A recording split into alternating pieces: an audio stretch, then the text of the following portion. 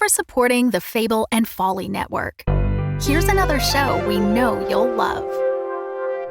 Hello, I'm Malik. I'm Jamie. And this is World Gone Wrong, where we discuss the unprecedented times we're living through. Can your manager still schedule you for night shifts after that werewolf bit you? My ex-boyfriend was replaced by an alien body snatcher, but I think I like him better now. Who is this dude showing up in everyone's old pictures? My friend says the sewer alligators are reading maps now. When did the kudzu start making that humming sound? We are just your normal millennial roommates processing our feelings about a chaotic world in front of some microphones.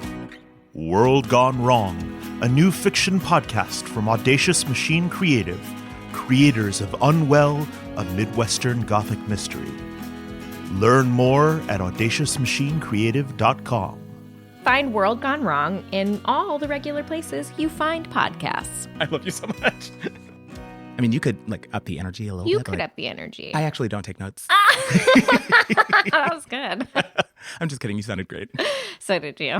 Midnight Burger will always be free to listen to, but it's not free to make, so please consider supporting us by subscribing on Supporting Cast, Patreon, or Apple Podcasts for early access, ad-free shows, exclusive content, and our enduring gratitude. Just follow any of the links in the show notes for this episode.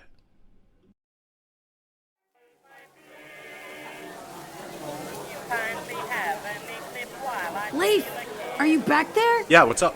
I don't know where we are right now, but I'm getting all kinds of crazy orders, and I don't know what to do with them.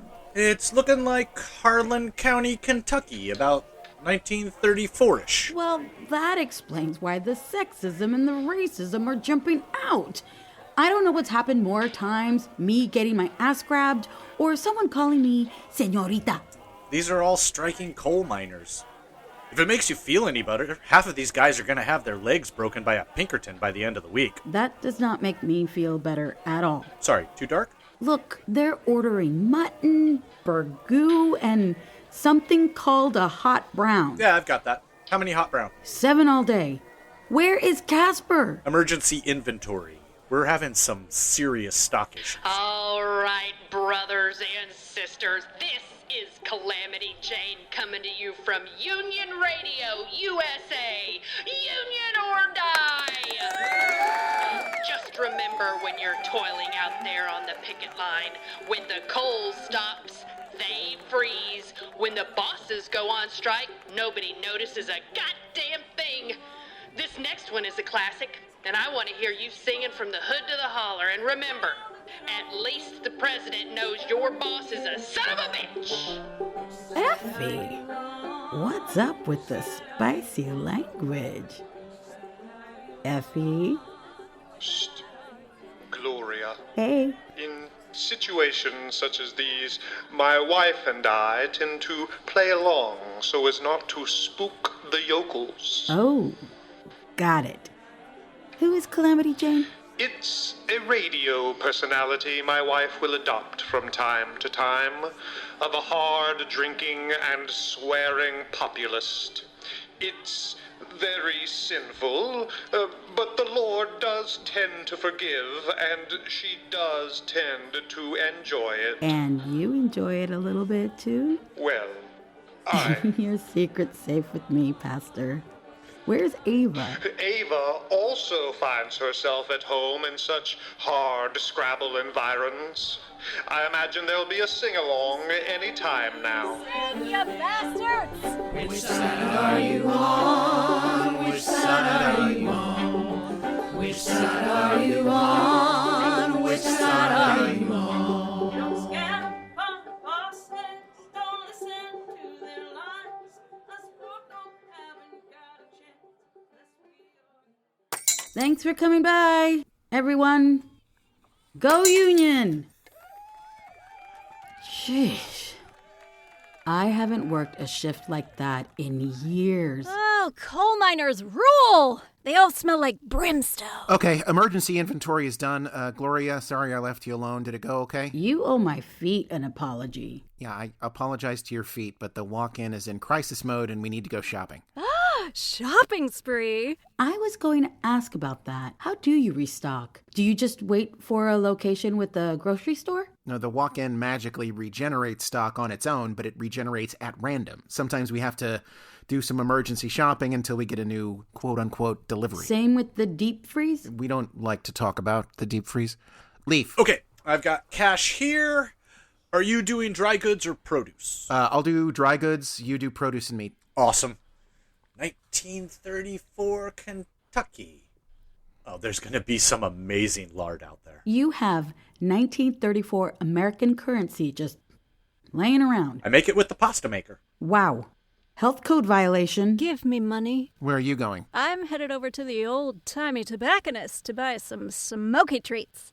Hopefully he'll refer to it as tobacco. Gloria, do you want some money? I think I've had enough local flavor for one day. I'm going to put my feet up. Okay. I think we've got about 4 hours until we lift off. Don't get left behind, guys. Sing it with me! Which side are you on? Which side are you on? Gloria, if you don't mind, my husband and I are gonna retire as well. After my turn as Calamity Jane, we always need to pray together. Yeah, you do. Enjoy your quietude. Move quickly, husband. Hey, Gloria. It's Gloria. I just wanted to check in with you. You just worked an entire shift in 1934 Kentucky in a time-traveling, dimension-spanning diner. You know, normal shit.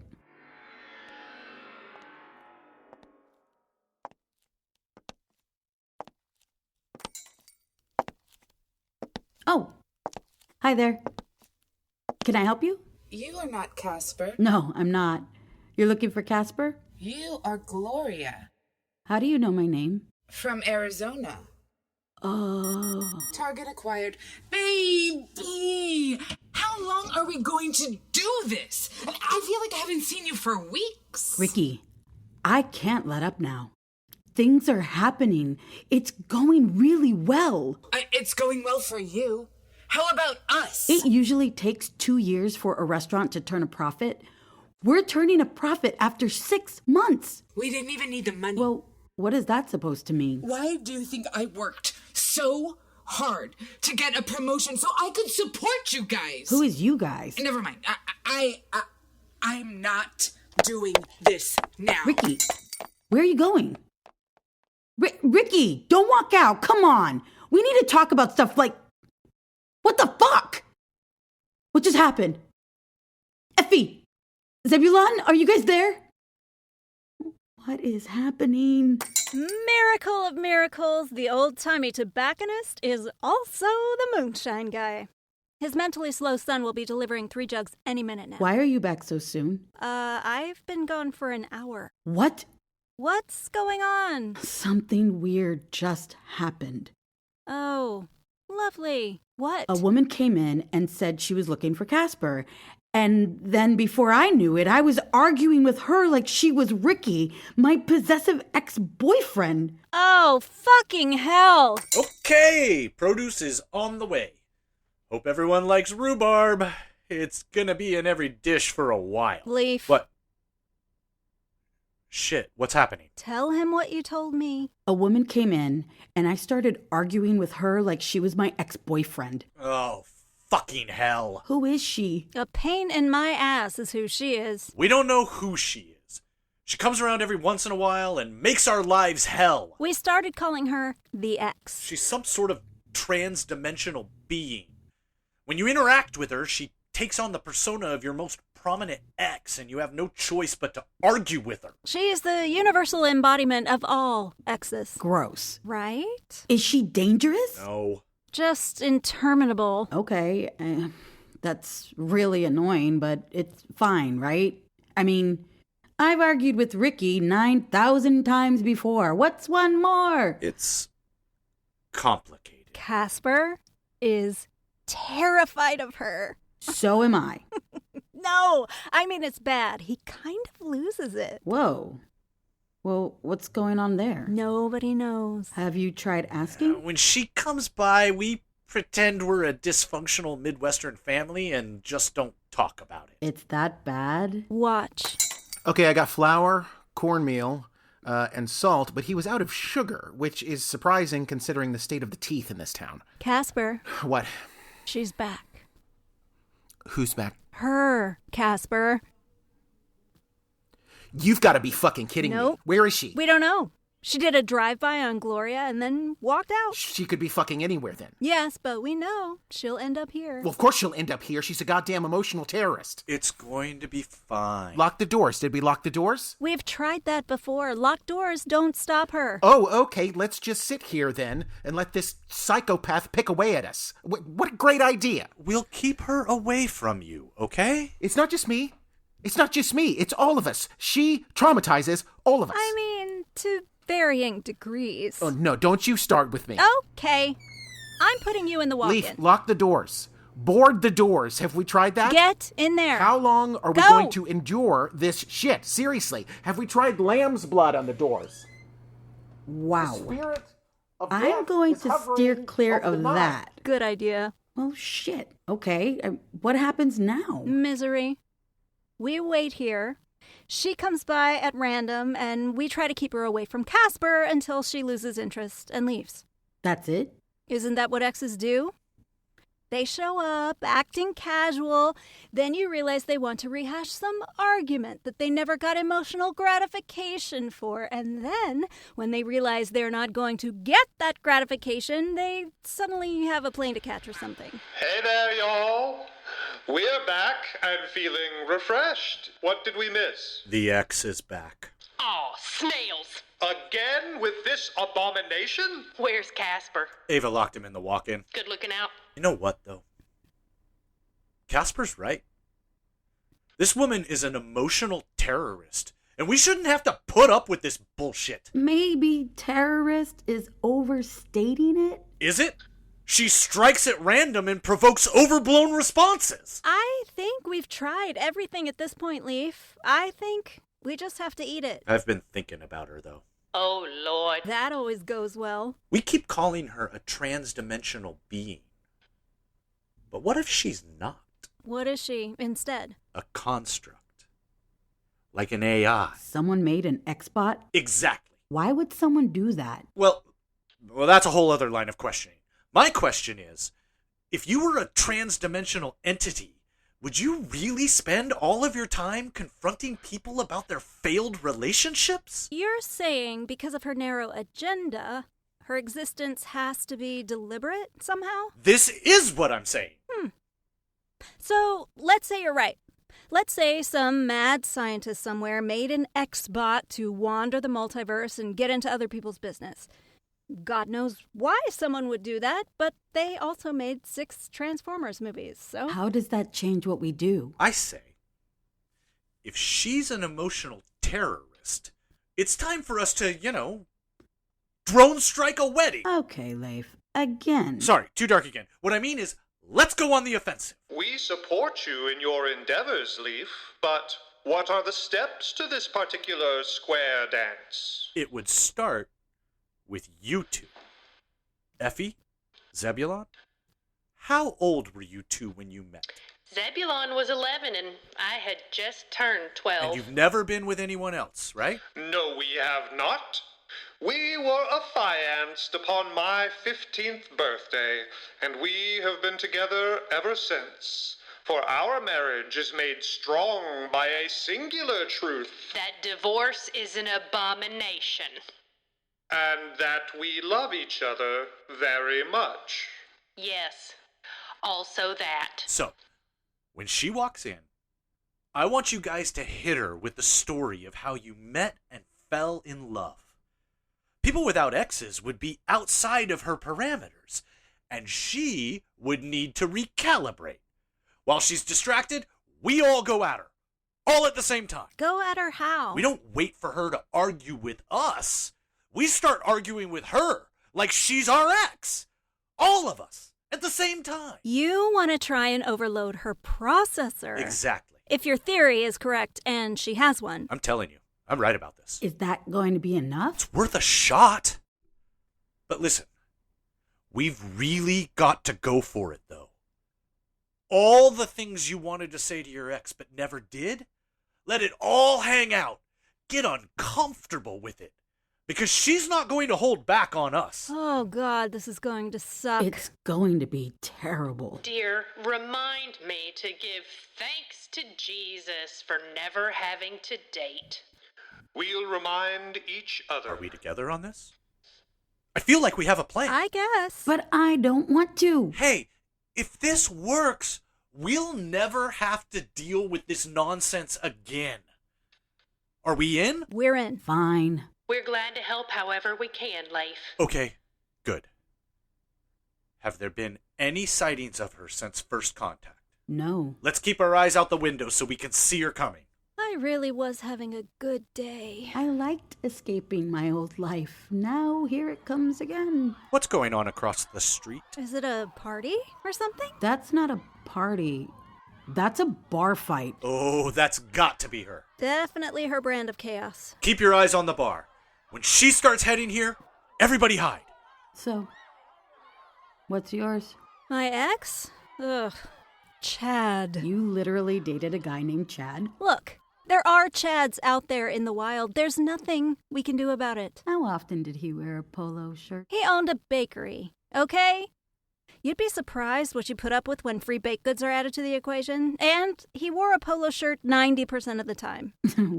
Why did you guys break up? Because his name was Chad, but his personality was also named Chad. You know what I mean? Oh, yeah. We actually broke up twice. I was working at Jet Propulsion Laboratory at the time. We were having a party and needed a cake. I snuck into his bakery and stole one, and that somehow led to us having to break up again, even though we had already broken up. You seriously stole one of his cakes? I had put in the hours. I worked for that cake. Who was Ricky? Ricky was a good guy. He was just old-fashioned. He wanted me to stay home and crank out babies like a Play-Doh fun factory. Ew, babies are gross. Sometimes I think we could have made it work, and then there's a voice in my head that says, yeah, sure, just as long as you literally change who you are entirely. What about you, Leif? Bajolith. Oh, I remember her. God, she was annoying. Hey, I loved her. Aren't the men on her planet an alternative food source? No, they hardly do that anymore. Why do you guys break up? Don't ask. Our genitals weren't compatible. Overshare. Look, it's a problem. You're a single guy out there wandering various star systems. Eventually it rears its ugly head. I'll say. Shit! Oh, fuck. Here she comes. Everybody hide. Zeb, Effie, you guys ready? We're going to wistfully recall like we've never wistfully recalled before. That's what I'm talking about. What are your thoughts, my love? Banjo? No. No, dear. Mountain dulcimer. Indeed. Where's Caspar? I can still remember the day I first saw you. How the mountains split the clouds like the shears of a dressmaker. I sat atop the pig shelter, having just visited with my favorite sow, Pansy. When you and your daddy crested the nearby hills, you were silhouetted by the morning sun. It was the rest of my life headed towards me, though I would never know it. Scanning for target. I was different that morning when I awoke. Our fathers had business to discuss, and with my mother visiting her ailing sister in Boonville, I knew I must accompany him. As we headed out the door, my father asked, "Honey, where's Maybelle?" Maybelle was my dolly, and I had not been without her at my side since I was given her at the age of 6. Yet, for some reason, that morning, I had left Maybelle behind. It was the first time I could feel a change in the air. Scanning for target. I was so nervous as she approached. I turned to Pansy and said, "Pansy, my girl, what am I to say to her if she speaks to me?" I've never seen someone like her. And I recall thinking, I've never seen someone so attached to a pig, especially someone whose family has dedicated themselves to so efficiently turning said pigs into chops and shoulders. Honey, please. It's a sensitive subject. Dear, I'm only recalling how your true first love had a snout and a curly tail. I believe there still may be some Calamity Jane lingering within you, my love. Perhaps you have an ex after all, and the breakup happened at supper time. Target not acquired. Now! Ricky, you can't just walk out while we're fighting. What the hell? What do you care? I'm just another thing on your little list. You handle me the same way you handle the damn tortilla vendors. Chad, why do you have to be like this? I invite you for a couple's weekend, and the next thing I know, you're gone. You showing up here just because you need something makes you a shitty person. Well, you using the term couples weekend makes you a shitty person. My love, this just isn't going to work. Leif, don't say such things. Whatever challenges we face, we'll face them together. We're literally two different species. I think that's more than a challenge. That's not fair. None of this shit is fair, Gloria. I'm a good guy. I'm good to you. I'm always on the back burner. Do you ever, for 1 second, acknowledge the stress that I'm under? You mean the stress that you caused yourself? You mean the stress that you volunteered for without even asking me? Oh, asking you? Couples weekends are nice. They're a fucking car show, Chad. Everyone shows up with their hot rod. Fuck this. Fucking bread pimp. You can't let that stand in the way of true love. Honey, you lay eggs. Why do you keep bringing that up? It's an important detail. We're in a relationship. You came home one day with a business loan. You knew this was a dream of mine. It wasn't a dream of mine. I know all about your dreams. Your dreams all involve me, at home, taking care of children. You stole a cake from my shop. You were being a dick. The cake was going to a funeral. Who the fuck has cake at a funeral? They were from Thailand. It's a cultural thing. Why do you get so paralyzed by details? Sometimes you can overlook things. She's a really great girl. Unfortunately, she's a juggalo. You can get past stuff like that. She's a really great girl, but I'd have to build her a hen house. That's different. You told me you wanted kids. I also want to go to Spain, you know, someday, when it's the right time to go to Spain. I don't ever want to see your face ever again, for as long as I live. I don't know. Your friends seem to like me an awful lot. Could I be that bad? Yes. You know, I figured you out. You don't know what's good for you. Oh my God. There is literally no reason why you and I can't make this happen. I'm good looking. I am a successful businessman. I'm great at parties. Do you have any idea how many times I've won Best Frosting in the LA Weekly? You're constantly making excuses for us to not be together. My biological makeup is making the excuses. Things haven't been the same since you met my parents. They tried to kill me! It's tradition! When is Sunday? Can you tell me that? Because I've been waiting. It's not today. And the more you act like this, the further away it gets. Oh, you're threatening me I'm now? saying you fighting with me like this does not exactly put me in a baby-making mood. I wasted 2 years of my life on you. Wasted? Get the fuck out of here. Baby, look. I know you believe that as long as we have love, that we can overcome any obstacle. But love isn't a cure-all. It's just a starting point. Do I love you? Yes. Do we have anything else going for us? No! Sometimes you fall in love and the universe says, no, dude, sorry. You know, I figured you out too, Chad. You were probably a freshman in college, right? And you said to yourself, what makes me a valuable human being? Successful in hip business? Check. Well-groomed beard? Check. Stylish haircut? Check. Sexy girlfriend? Check. Award-winning frosting? Check. Check, check, check, check, check, check, check. The frosting is the problem, Chad. You're all frosting. Where's the fucking cake? You'll be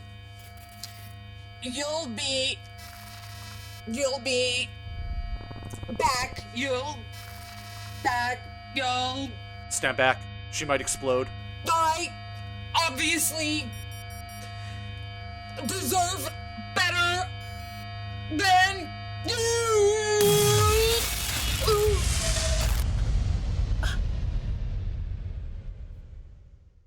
Oh my God. Did we do it? I think we did.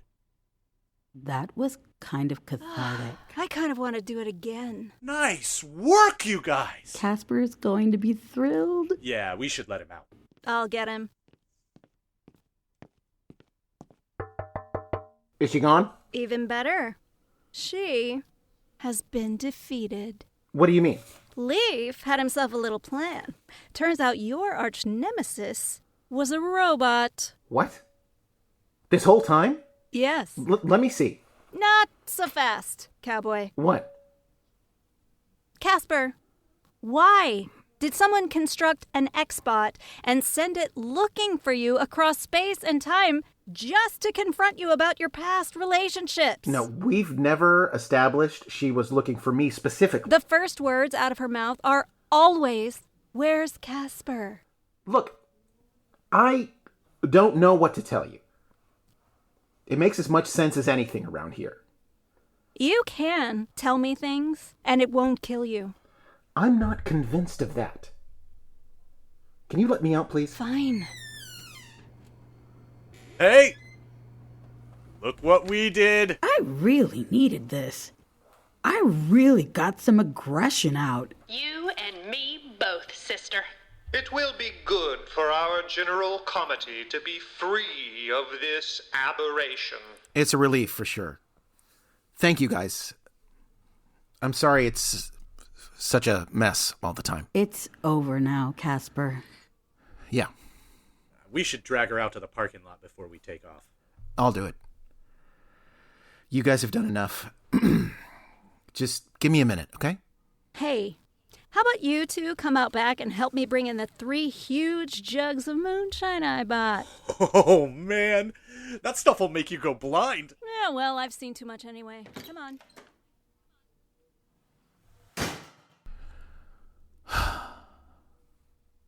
All right, lady. You don't have to go home, but you can't stay here.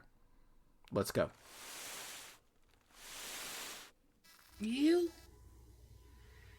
left me. There's nothing left to leave. We were in love. It should be indestructible.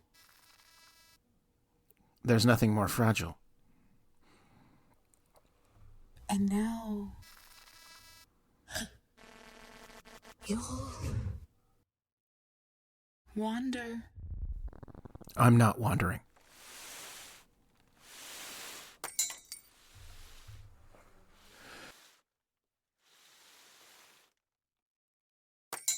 Enough. Guys, don't say anything, okay? Of course not, Caspar. My friend, I must remind you that there is a very thin line between searching and running. I know which side of that line I'm on. I pray that you do. Jesus, these things are huge. Why did you get so much? Relax. It's not like it goes bad. This stuff will outlast a young galaxy. Caspar, how are you doing? Effie, how about some drinking music? Amen, brother. Okay, then. First one to puke has to clean up everybody else's puke. once a lovely gal, a girl, she said she marry me. I'm Jenny Ho, Jenny, I'm a Jenny Johnson. Star eating apples like a huckleberry bee. Thanks for listening to Midnight Burger, y'all.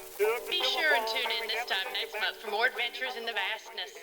And if time and tide roil you too harshly, or diurnal courses leave you with no safe havens, just remember, we're out there, somewhere, looking for you. We open at 6. I'm Jenny Ho, Jenny Johnson. I'm Jenny Ho, Jenny, come along with me. I'm Jenny Ho, Jenny, I'm a Jenny Johnson. Sweeter than a honey and a huckleberry bee. The Fable and Folly Network, where fiction producers flourish. It's the last days of summer, 1920. Do you know where your children are? They should be playing outside. Come on, Chelsea. Mima says we're not allowed to go to this house. We're not even supposed to be on this side of town. Doing their chores. Why aren't these chicken coops clean? Please, Father. I'll be good. Oh, God! Obeying their parents. You look me right in the eyes and tell me you didn't steal this bike. Ma, no, I've been helping Mr. Diamond, all right? Lord, don't tell me my son is working at a speakeasy. Exploring their feelings. Let's go over to the apple tree. Gosh, okay. But unfortunately for these young fools, the neighborhood bully has other plans. Tonight, you are going to meet me out in front of the old Barnaker house. Howling house? Why? Now, a Boy Scout, a tag-along, a doormat, and a delinquent will dare to spend the night in the most haunted estate in Arkham. Will they survive to see the sunrise?